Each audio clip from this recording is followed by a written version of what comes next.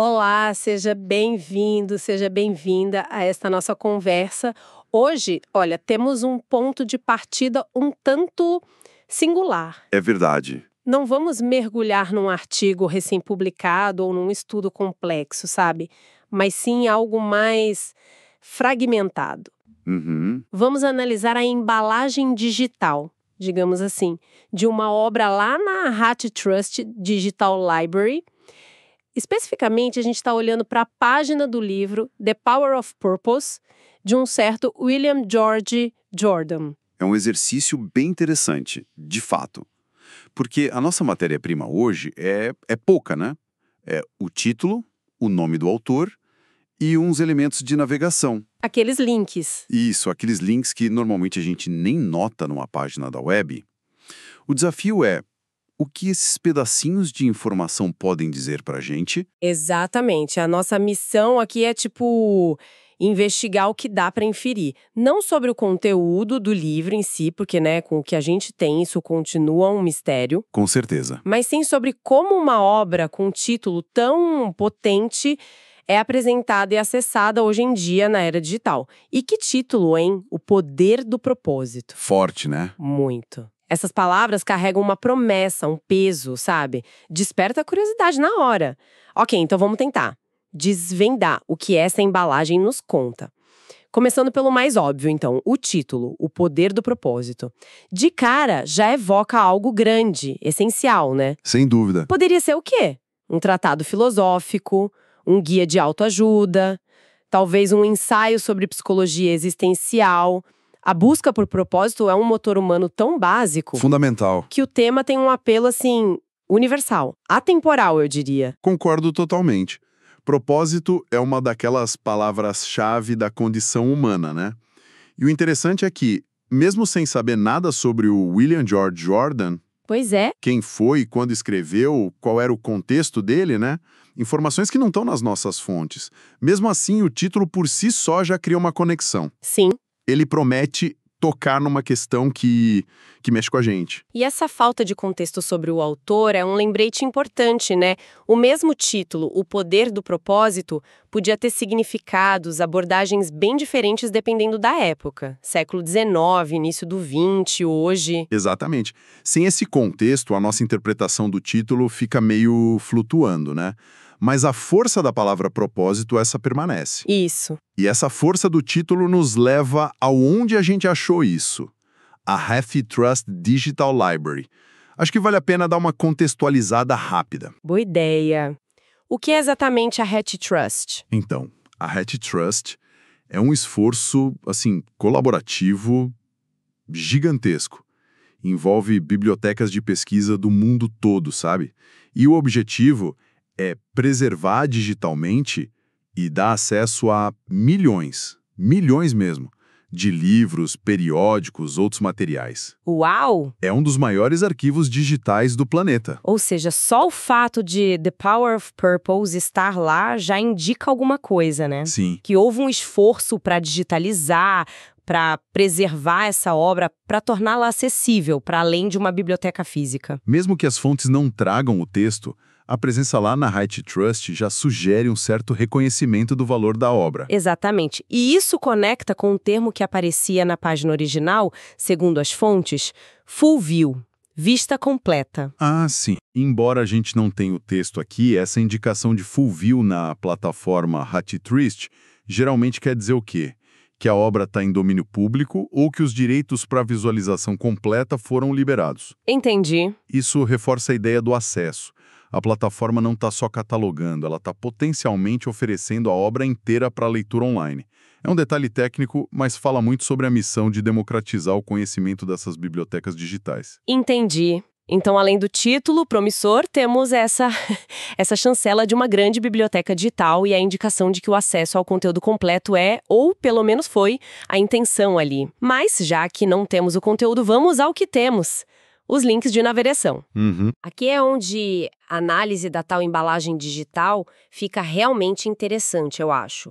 As fontes mencionam 3 comandos específicos: Skip to Page Content, Skip to Text Only View e Skip to Search in this Text.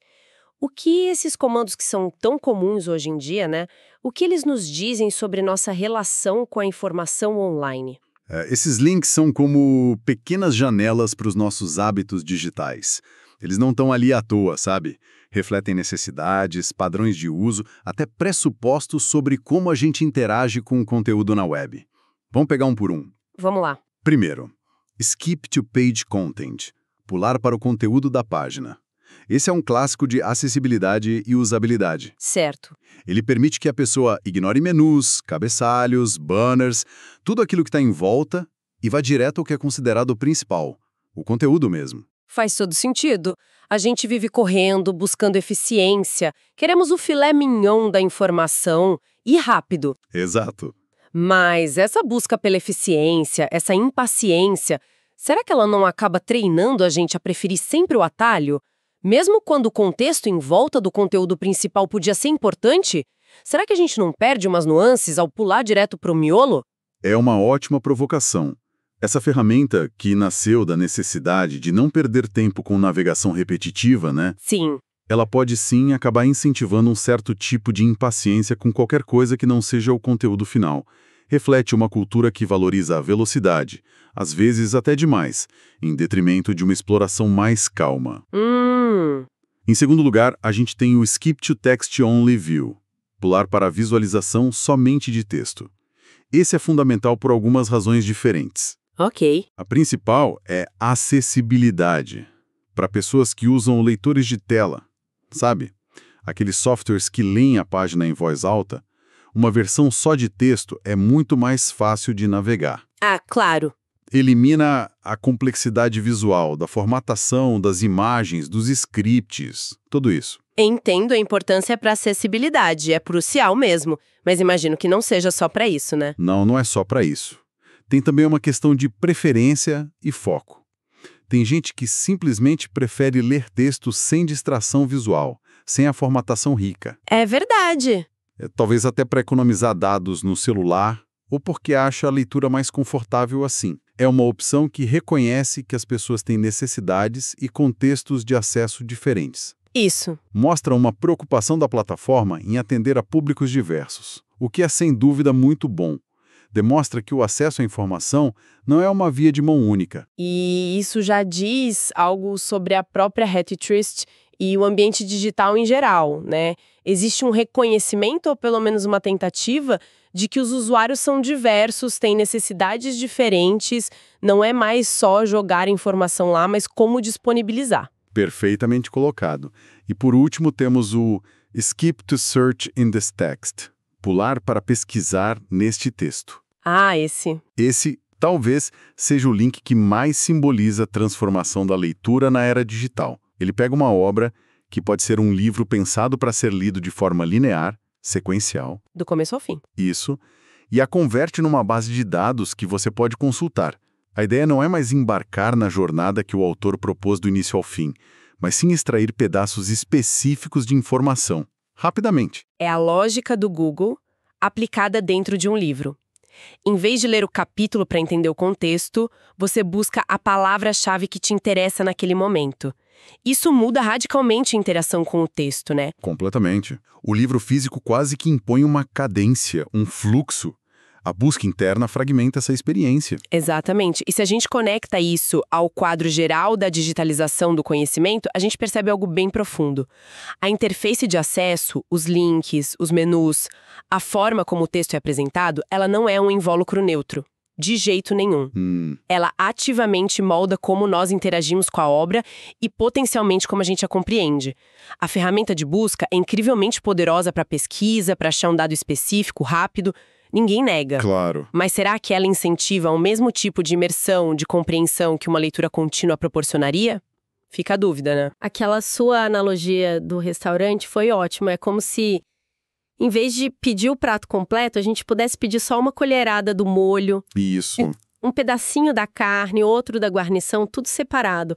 Satisfaz a curiosidade imediata por um sabor específico, mas se perde a experiência do prato como um todo, né? Aquela combinação pensada pelo chefe. Perfeito. A interface digital com esses atalhos Parece oferecer essas colheradas de informação. É uma ótima forma de colocar, e isso nos leva direto para a dualidade da digitalização. Porque, por um lado, a gente tem benefícios assim inegáveis. Sim, muitos. Acesso ampliado a obras que talvez estivessem trancadas em poucas bibliotecas, a conveniência de ler em qualquer lugar, ferramentas de busca que agilizam demais a pesquisa, opções de acessibilidade que incluem mais gente. Isso é transformador. Sem dúvida, democratiza o acesso de uma forma sem precedentes. Mas qual é o preço dessa conveniência? Qual outro lado da moeda que você mencionou? O risco, como a gente vinha discutindo, é o de uma compreensão talvez mais superficial.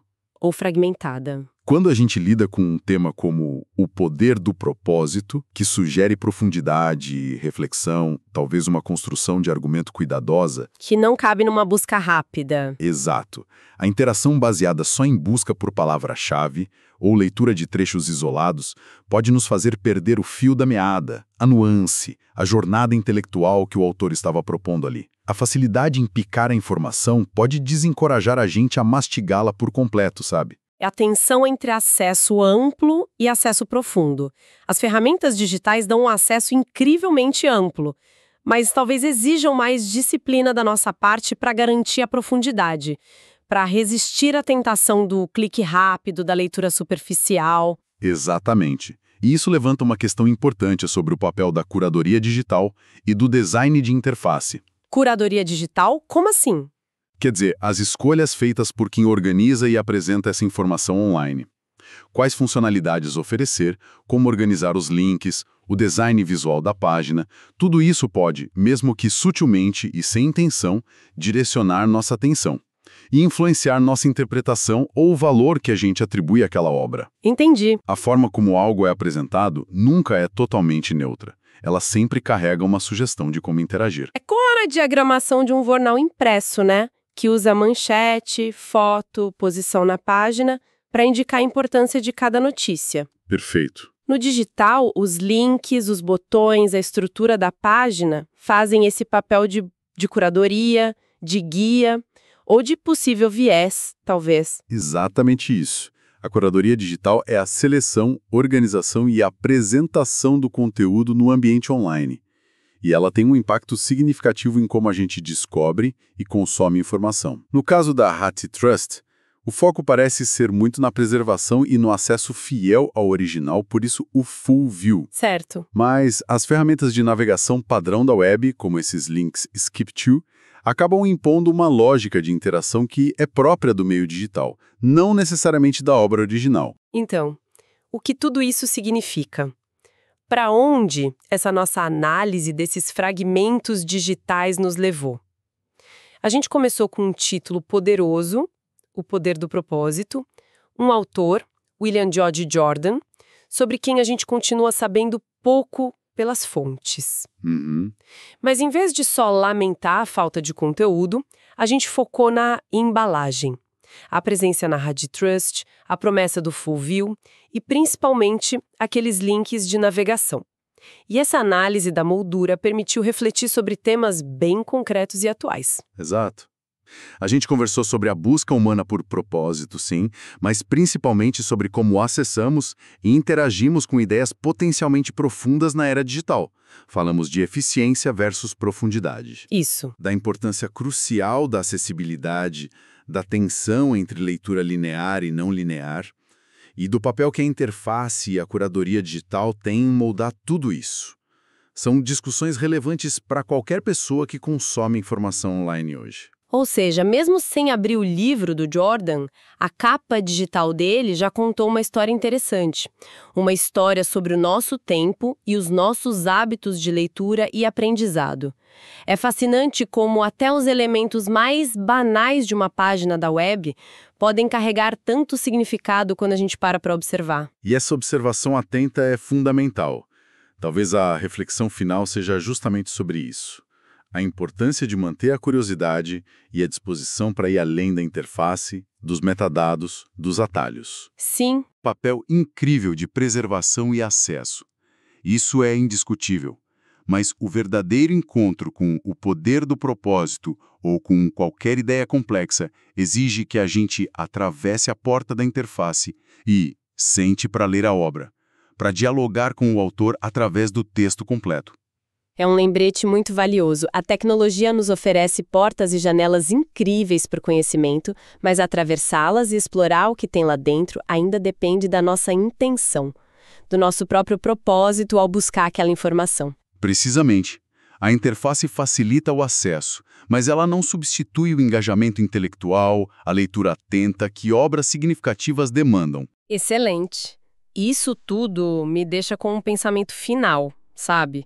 Uma provocação para quem nos acompanha. Considerando essa facilidade toda que a gente tem hoje para pular conteúdos, para buscar a palavra-chave, consumir informações de forma tão fragmentada, como será que isso pode estar afetando a nossa capacidade de realmente absorver a força de uma mensagem complexa? O tal poder que um título como esse promete. Será que, ao otimizar tanto o acesso, a gente não corre o risco de diluir o impacto? De se distanciar da profundidade que autores como William George Jordan talvez quisessem oferecer? Fica aí a reflexão sobre a forma como navegamos não só nas páginas da web, mas no próprio conhecimento.